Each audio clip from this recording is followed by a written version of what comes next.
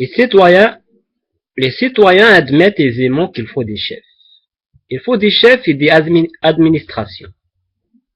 Comme il faut des paveurs et des plombiers. Ils admettent moins aisément que l'homme de la rue soit toujours gêné à la limite. Et les pouvoirs libres. Car disons-ils, j'entends bien que la sécurité et la puissance publique sont quelque chose. Mais il y a d'autres biens, comme vivre, produire, échanger. Ces biens ne seraient rien sans la sécurité et peut-être même sans la puissance. Mais en revanche, la sécurité et la puissance sont des mots, hors de la commune et humble prospérité. Donc faites votre métier de gouvernant, et je veux bien me gêner pour vous le rendre facile. Mais que les gouvernants s'incommodent aussi pour moi, car je sais bien ce que deviendraient nos rues si le paveur est seul juge. Et je connais aussi par expérience quels sont les travaux du gouvernement dès qu'on le laisse faire. Ce sont des armées, ce sont des ruineuses querelles. Ce sont des armées, ce sont des ruineuses querelles et de prodigieux éventrements. Disons toujours qu'on ne peut faire autrement, et de bonne foi, le paveur barrera toute la rue. Le paveur barrera toute la rue, et entassera encore ses pavés dans votre cour. Si on veut le croire. Tout homme invente et organise et bientôt ne pense plus qu'à une seule chose. Il faut ce qu'il faut, dit le génie dans son petit coin. Et il tombe sous le sens que c'est le médecin qui est juge de médecine, et le mécanicien de mécanique, et le statisticien de statistique.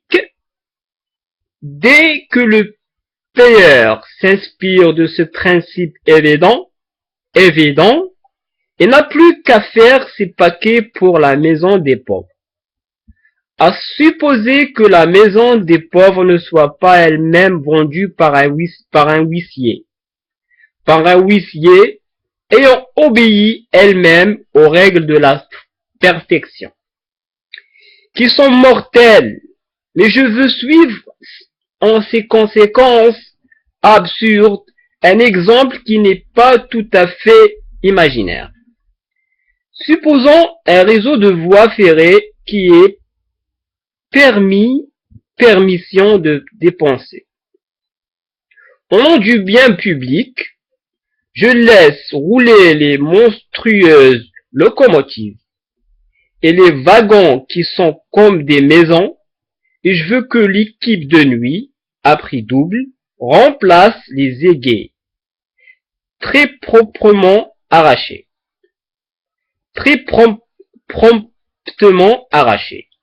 Mais voici qu'un grand médecin fatigué de ventre et épris d'organisation propose que le service de santé du réseau aille un commencement d'existence et que le médecin soit écouté, le voilà directeur.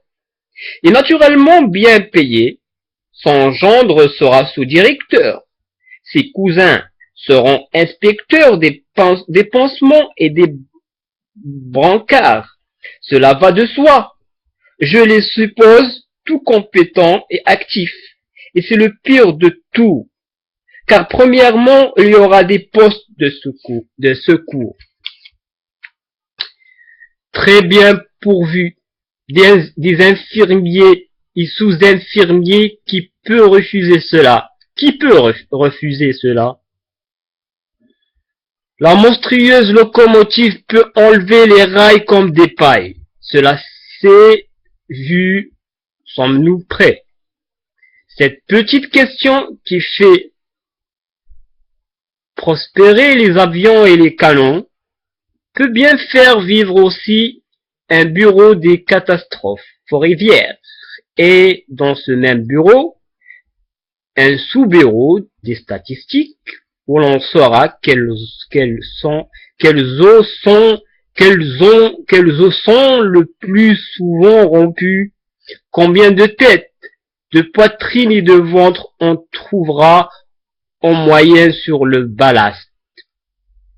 Et autre savoir de précaution, c'est toujours raison et sagesse.